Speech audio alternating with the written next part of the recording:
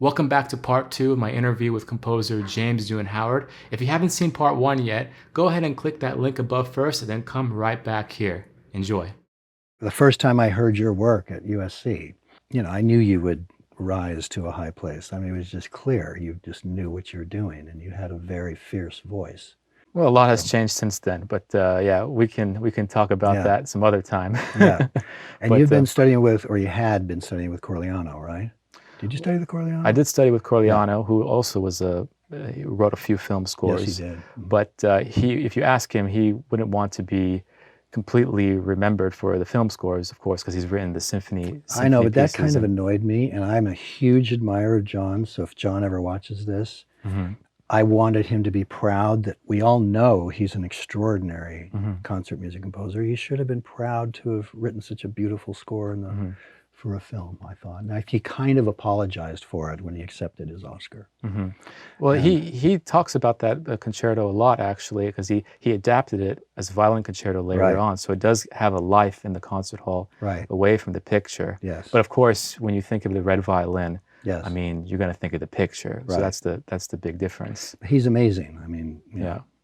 What can I say? But another composer, which I've actually seen you talk about in another interview, and we actually talked about him before, is the composer Georg Friedrich Haas, who is he's my dissertation advisor at Columbia. Whoa. So there is a kind of weird pseudo connection there. But you talk about his music in a very kind of reverent way, which was surprising to me because you're working on all these big, high budget movies. Meanwhile, you're kind of analyzing a little string quartet score. So it would be great to hear more about what you think about, Haas or that piece in particular. I'm talking about the string quartet number 2. Right. And I would say I far from did any analysis. I just looked at it and went, holy, what the hell? I mean, it was so incredible. Every measure is just kind of a mathematical. My counting is not very good to dotted 64th notes. And then, it's absolutely remarkable. And the intentionality, because, we do a lot of aleatoric type stuff as a film composer. We'll put notes in a box and tell the strings to do this or that. And it just comes different every time. And there's just not a lot of time. And I don't think I would know how to do ever what he does. And so when I hear the result of that intentionality and look at the complication, the level of complication there is, I'm just in awe. So yeah, I do revere him in many ways. I don't know a broad section of his work by any stretch, but what's that like for you studying with him? Well, I went to Columbia because I wanted to study with him. So there was that one. Same thing at Giulio when I studied with Corleano. Right. So it was like always chasing after that person that you want to learn from. Right. But he was big on a lot of things that we've been talking about. We've been talking about form. We've been talking about communication with an audience. This is something that he doesn't really talk about that much blatantly, but it's very clear that he's at least thinking about it in his pieces. This way of taking a little kernel of an idea and keeping it as a memory unit that stays throughout an entire piece, which is something that you're doing in every single one of your concert pieces for sure. Primitively, but yes. Well, we all feel this way, trust me. No matter how complicated or not complicated the music is, we all feel that, we're like less than when we're comparing ourselves to, Ligeti or Beethoven or Ravel or name your composer. This just comes with the trade. It does. Salonen, who we both know, Esa-Pekka Salonen, he talks about how composing is 99% perspiration and 1% inspiration. Yeah. So this is just ubiquitous throughout every composer. And I was surprised to learn, because when I heard his Violin Concerto, I just wanted to quit when I heard that. Because I thought it was just remarkable. And then, I think everything he does is remarkable. But his Piano Concerto, which is just, parallel 16th note runs for like 10 minutes. And, it's just very, very challenging piece. And I asked him how he wrote that. And he said something. He said, well, a large part of it is I'm improvising into the sequencer, which is kind of what I do for a living. And then I just go back and shape it after I've got it, or take out these notes, replace them with these notes, and just, and that's, you're really an architect at that point. You're just kind of hammer and nails, you know. You have an inspiration as to the way you want it to feel, what do you want it to be, but then actually achieving that gets into the real drudgery, I think. Sometimes it can feel like drudgery. Oh yeah, of course. But the whole point is to make it feel like it's not. Correct. that it came from some higher being and into your Yes. brain, which is also a problem in classical music too, because it takes us away from the audience who wants to connect with the music. But I feel that they sometimes feel like, oh, that stuff is too far above us. You know, we're not even going to try to communicate with it. And this is a problem that's happening in a lot of Yes. not just new classical music, but even with older masterwork pieces. This is a common thing. So this is what we're kind of grappling with as we get out of this pandemic, trying to figure out what are the things that we learned over the past year that could help us connect more with people that otherwise would probably enjoy the music without all the other baggage. Well, I think, you know, there's a lot of bad art in the world. There's a lot of bad writing in the world. There's a lot of bad film scoring in the world, and a lot of bad concert music in the world, as far as I'm concerned. Oh, yeah. I would say occasionally, okay, that went over my head, but I'm more likely to say, I think that really sucked. That's just me. I just think it's the emperor's new clothes at times. And I know that the technique is there, but to what end? You know, I mean, exactly. Why write that? It's just ugly, and, you know, I know I'm making me sound like a real antique, but that is my feeling. Well, there are things that people are doing, like, for example, we both know about Haas and Corigliano.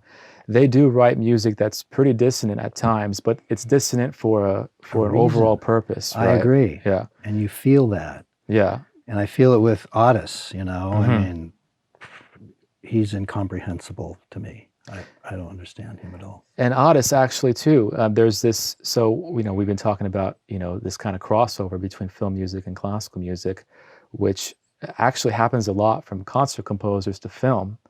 But one of these examples has been Thomas Otis. I don't know if you know the recent score he did. A recent one? How recent? Fairly recent, the last 2 or 3 years. Oh, yeah, I did see that.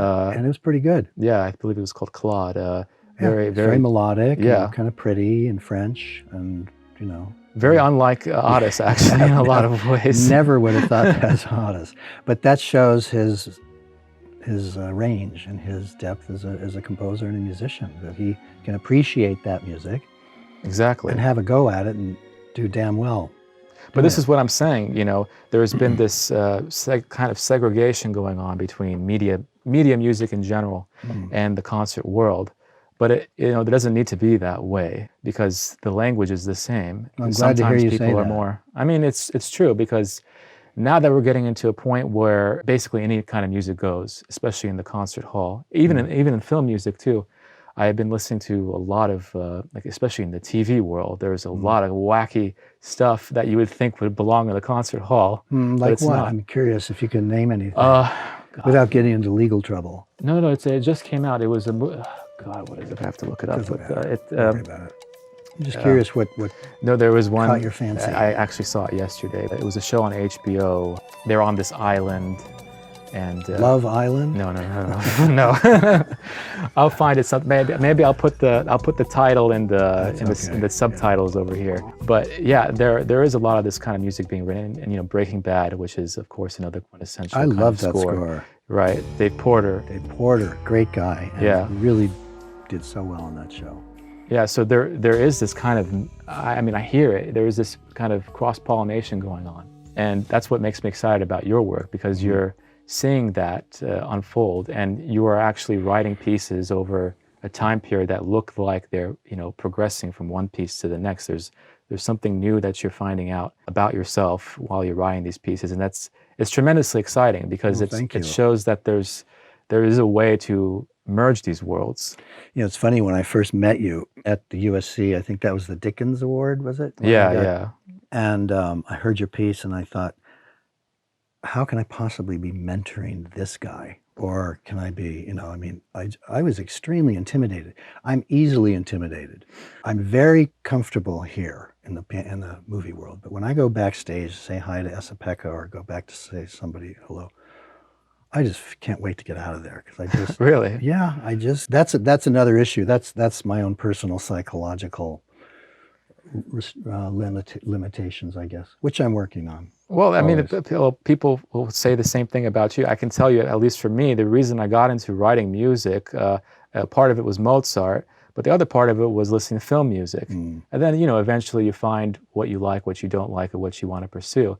But this is a link that is there, the idea that most young people, when they hear an orchestra for the first time, they're going to hear it in a film, most likely. Yes. And they're not going to think, unless somebody pushes them that direction, to go and write concert music for a living. It's just not something that is kind of an option for most people unless they're lucky enough to find that voice. Yeah, to find the voice and then to make a living. Yeah. 'Cause let's face it, it's hard to make a living as a concert music composer. Oh, yeah. And it's hard to get the opportunity to work with a big orchestra. So I really sympathize and support as much of that as I possibly can because I know how lucky I am. Yeah, but at the same time, it gives us another avenue of what is possible because, it's interesting. I saw there was this orchestra concert. I don't know when I saw it. I must have saw it a year ago when it was still happening with the Philharmonia Orchestra. And it was Pekka? Yeah, it was such a crazy concept too for a show in a good way, because it shows that there is a direct link between music that is meant for a picture and music that is not, right? Because in a lot of these film cues that you're doing, a lot of the times they temp it with classical music, right? Not a lot, but occasionally they do. No, mostly they temp it with other film scores. Okay. And once in a while, a particularly enlightened director or somebody has a broader musical experience as a director will put in temporary music that is contemporary concert music. But that, a lot of Arvo Pärt, certain kinds of, but that's really the only one that I can remember hearing. Arvo Pärt and I don't know. On the first movie I did with M. Night Shyamalan called The Sixth Sense, that whole film was temped with contemporary concert music, and there was a great moment where he used an Otis choral piece that was all men down below, really low. Whoa. Oh, wow. And it was so amazing. I kind of ripped it off a little bit, but I don't think he minded too much. I didn't rip it off, but I came close to ripping it off. Well, trust me, most of what we do is ripping off, even in the concert world. Yeah. It's hard to get away from that. And I've had other composers call me and say, James, they've temped this whole damn movie with your music, and there's one thing that they just are holding on to. Do you mind if I steal it a little bit? And I always say, of course not. Just go for it. I stole it from 2 other people. It's just the way it goes. But that's the way it goes in the concert world, too. It happens all the time. And unfortunately, there are kind of these controversies that arise from it when people notice it. But the truth is, there are only so many notes. Even if you're Haas and you're writing with, 31 notes instead of 12, I mean, there's still only 31 notes. So, how does Haas feel about film music, or kind of, commercial pop stuff? Does he have any feeling about it? How does he feel about the level of appreciation for his music that he gets from whoever his audience is? I mean, what is his connection to the audience? What is his connection to a broader, field of listeners? That's a good question. Probably a better question to ask him. But is he friendly about it? He's very friendly about it, actually, and he's extremely close with his students, most especially, and his musicians. I think that's his number one concern, is making sure him and the musicians are in sync.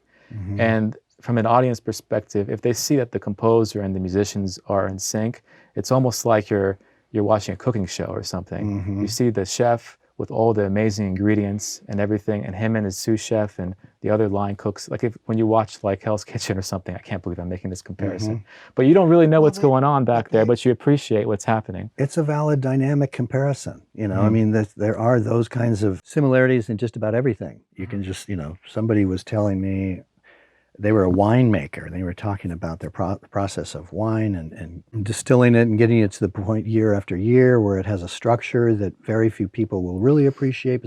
And he said, I imagine it's like that when you're writing a score, and he made some comparisons, and I don't remember exactly what they were, but they were really right on. Yeah. So I think process, I don't know how you say this, but the ebb and flow and the requirements of process are probably similar in a lot of different fields. Yeah, most definitely. Stages of process, I guess. And the interesting thing, the process between you and Hosser is actually kind of interesting, because what he does is he's known to have all his manuscripts on the floor, and he kind of is on the floor sketching everything out and kind of reordering things as they go.